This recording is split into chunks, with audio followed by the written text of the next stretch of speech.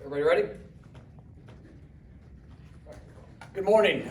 Excited that we have made it to game week, and it's been a great off season.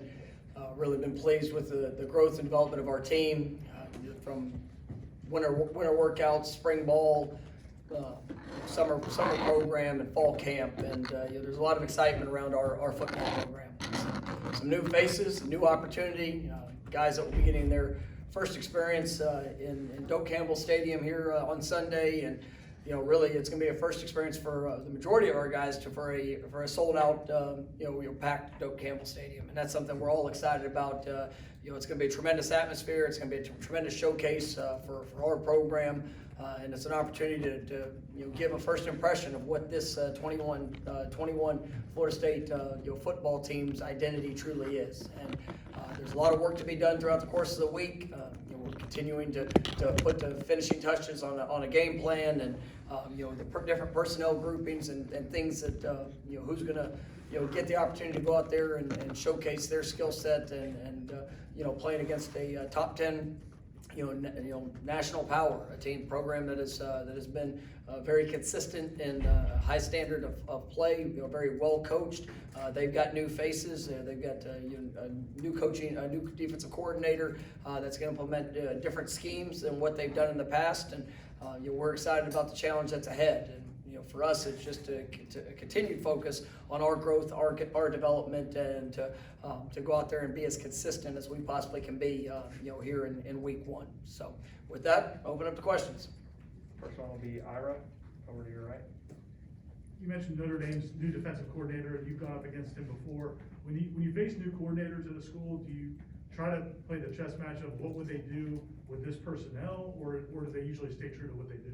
I think there's going to be a fair balance with that. And we went against each other a couple of years ago. I mean, the personnel's totally different, probably on both sides. And but great coaches are going to adapt and adjust to the personnel that they have.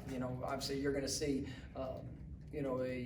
probably the focus of some of the things that he's implemented there in the past at Cincinnati, but also playing to the personnel that he has there at Notre Dame. And this is a talented group. It definitely has experience and sprinkled all throughout the defense. Guys that play hard, that play fast, and and he's going to bring an attack style mentality. And like I think I mentioned on the radio show and just throughout the last week, I mean, this is one of the best defensive coordinators in college football.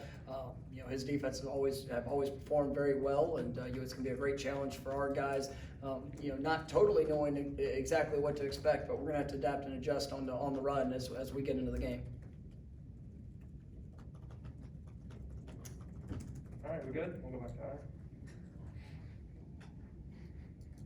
Notre Dame's obviously lost some pieces from last year, but that defensive line looks like it's going to be a great challenge. What do you see from them? Is there anything specifically you can talk about the challenges they present? Yeah, I mean, they got great length.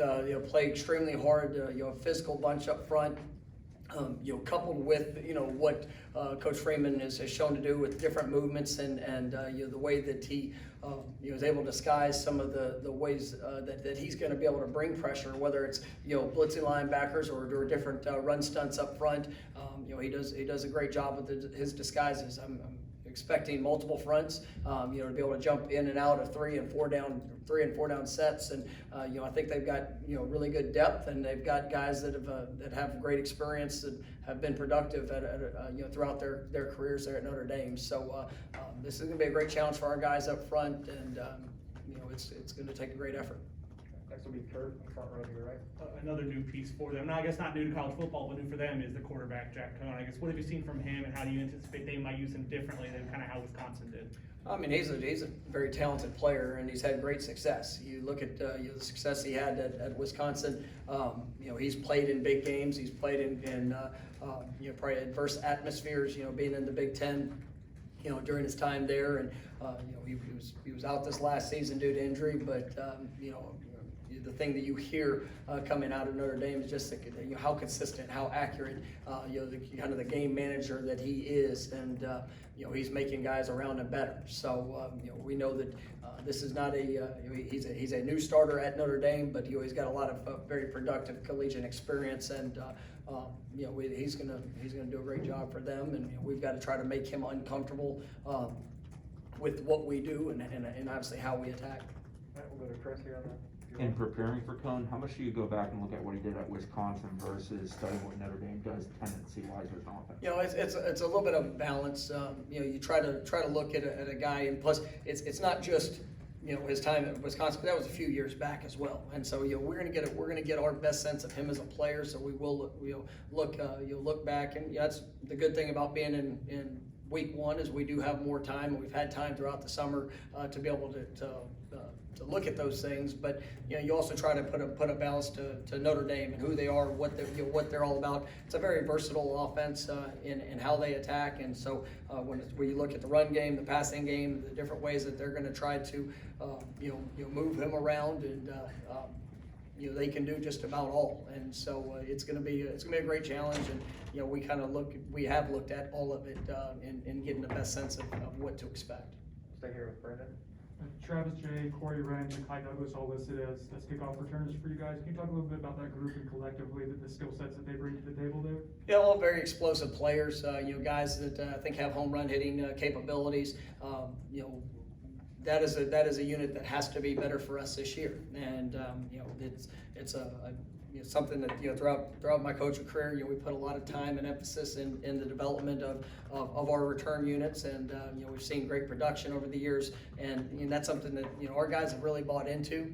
We know that this week is going to be one of our biggest challenges. Notre Dame is traditionally great on their kickoff coverage units, and they have guys that play extremely hard. A lot of returning players that we saw this past year, and so. But I think those returners and the buy-in that we're having with our guys from a special teams perspective. I mean, it's something that we need to be very productive in.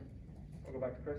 Sticking with special teams, Ryan earned the kicking job according to the depth chart. What did he do in the preseason? What's been the growth with him just in the sense of being more consistent? Yeah, I mean, it's just hitting right on that. I mean, just the consistency. Ryan's a very talented young man, has a strong leg, but I think he's had a great camp, and we put him in a lot of challenging situations, and he's just continued to respond.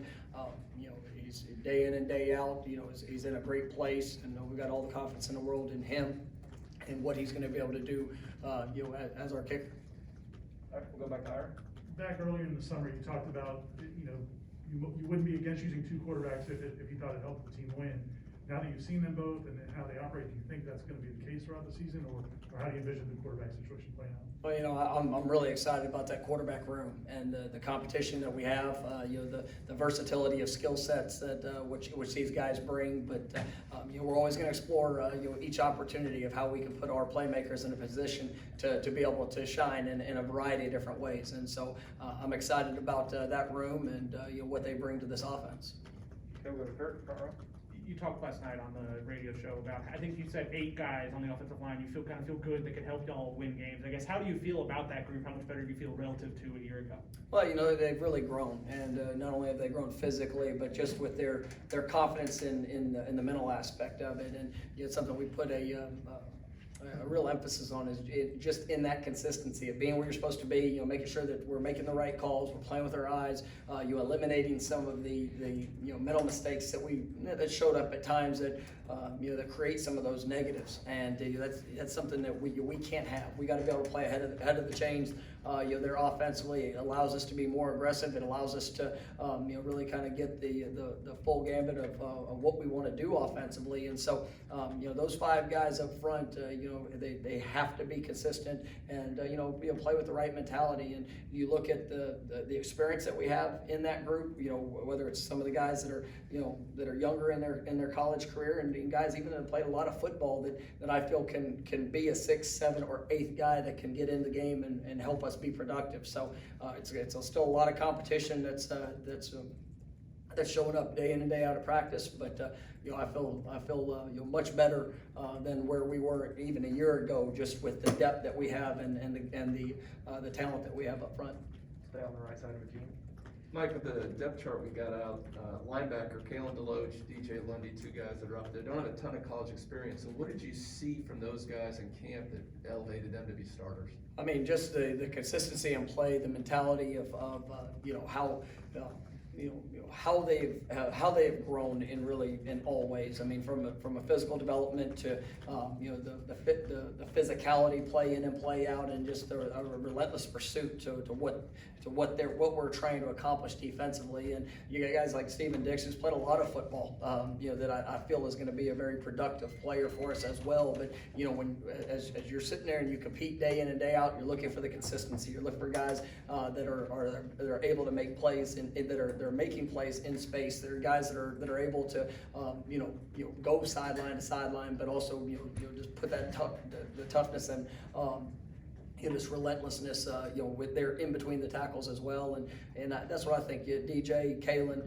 you know, really all those linebackers have been you know, pushing to do, and you know, I'm excited about what they all bring, and really the development of Amari and how he's continued to grow and the versatility that he shows. I'm excited about the steps that have been taken by that linebacker group. And next will be Ira. You mentioned some of the reasons there's a lot of excitement going into this game, full crowd and top 10 opponent. What are things you as a coaching staff can do to try to make sure that the players don't exert too much energy in the hours and days leading up to the game?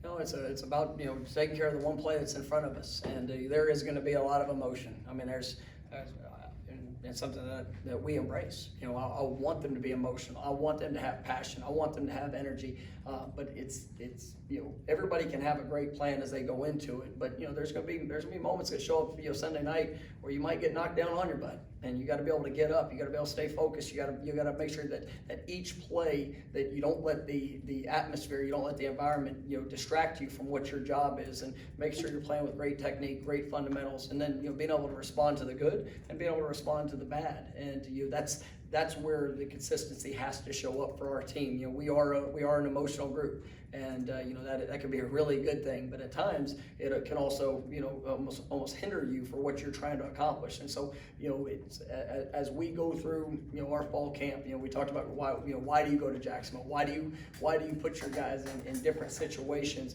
Because I want them to be able to be confident in the response, especially when they cannot control what's going on around them. And so, you know, Sunday night, you know, we need a great crowd. We need a great atmosphere.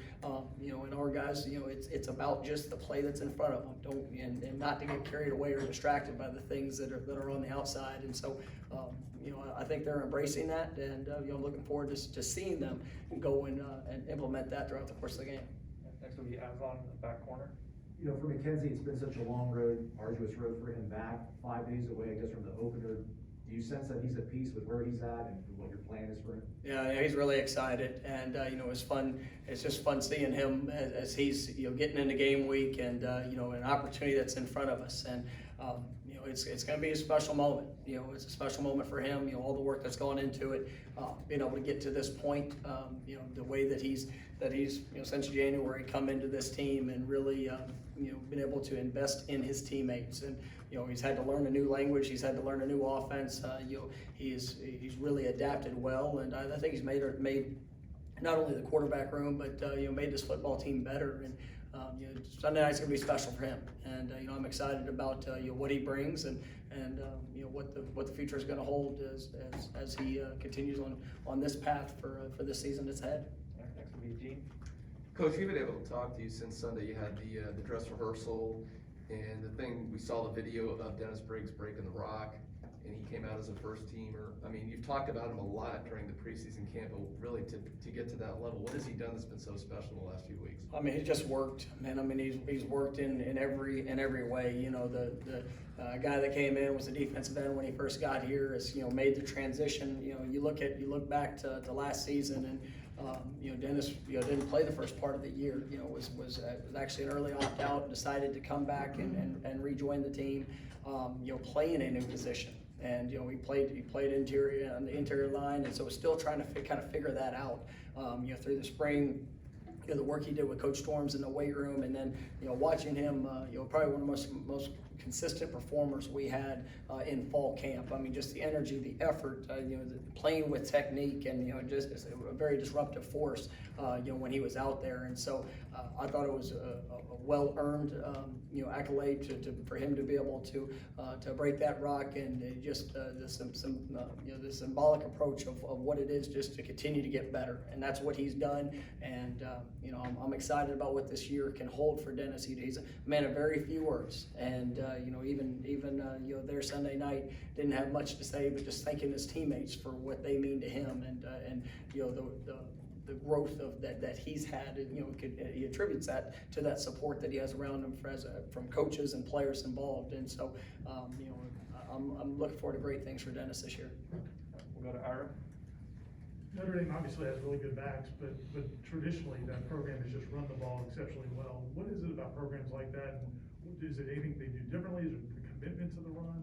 What makes the running game so special? I think it's both. They're very well coached. They know what they're trying to accomplish when it comes to to the run game, and it starts up front, and then when you have that coupled with great tight ends and running backs that run with a true purpose, it's a challenge to stop. And so we know that going into this week, we're gonna have to do a great job up front. We're gonna have to fight. We're gonna have to do everything that we can, not only to be in our gaps, but to make sure that you win them when you get there. And that's where when you add talented backs, and Notre Dame has going into this year, I think that's going to be one of the strengths of their team. Having multiple backs, fully expecting to see some 2-back sets. Being able to have multiple guys on the field at one time because of the versatility of what they show. But you also get to see that with just the overall toughness that's within the program, and that's something that we aspire to be, and that we aspire to have as well. So.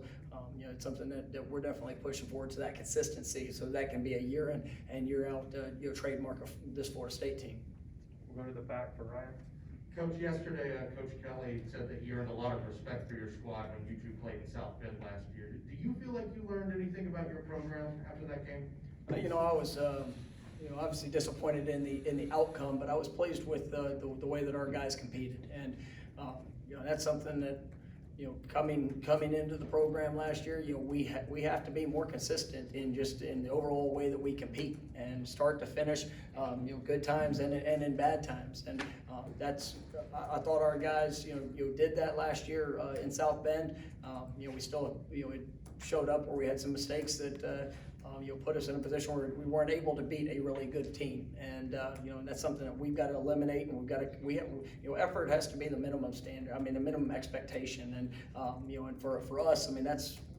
I'm pleased with what I've seen through the off season, through the summer workouts, and just how we've attacked the work that is necessary, so we can go out there and play to the best of our ability, and to play with great effort and a relentless pursuit. And when you do that, if you can then be consistent in your performance with your technique and fundamentals, you're going to give yourself a great chance to be successful. So yes, I was pleased with how we competed, but it's time to take the next step from that.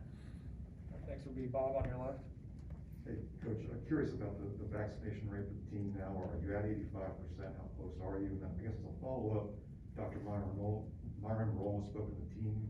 Dr. McCulley, other people speak. What kind of message have they delivered to your players as far as encouraging them to get educated, get vaccinated?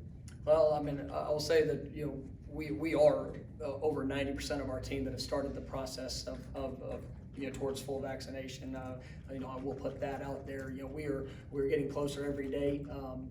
When it comes to that, and I appreciate Dr. Meyer Roll, everybody, and all the different people that have come and spoke to our team. And for us, it's about providing education. And these are 18 to 22-year-old young men that when you with all decisions, just trying to provide them the information that is necessary for them to feel confident in any decision that they make. And so I'm grateful for that. And obviously we're well on our way, and we're going to continue on with that process of making sure guys are being safe and putting ourselves in the best position to go out there and play this game. I've got time for a couple more. We'll go to Ira. Oh, sorry, we're gonna go to Aslan. I got overruled. I needed time to stall to think what my question was going to be. But coach, just for you, last season, I know we talked about how odd of a season it was, but how much you kind of learned about your team. How much do you think Jordan learned about playing the position of quarterback last year? Just how much better off is he now?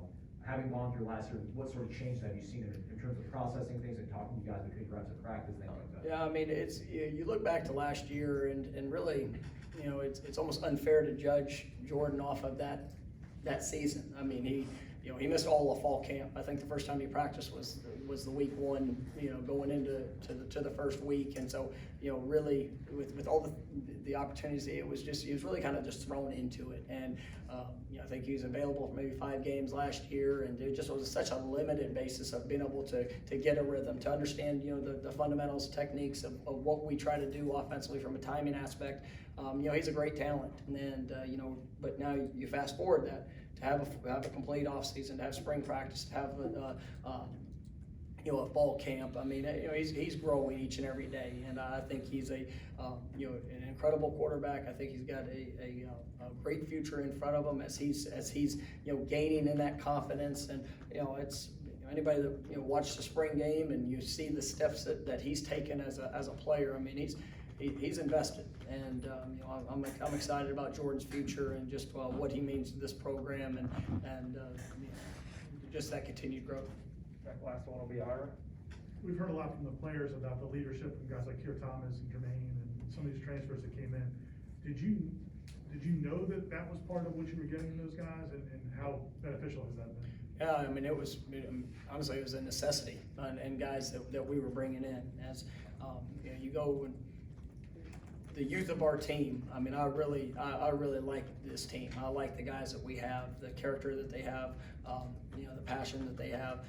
But a lot of them haven't necessarily had the example of in front of with just all the change that we've experienced within our program. It's been different. It's changed, and so for any player that we brought in, it was important that they knew that yes, the production on the field, the skill set that they bring in, that's important.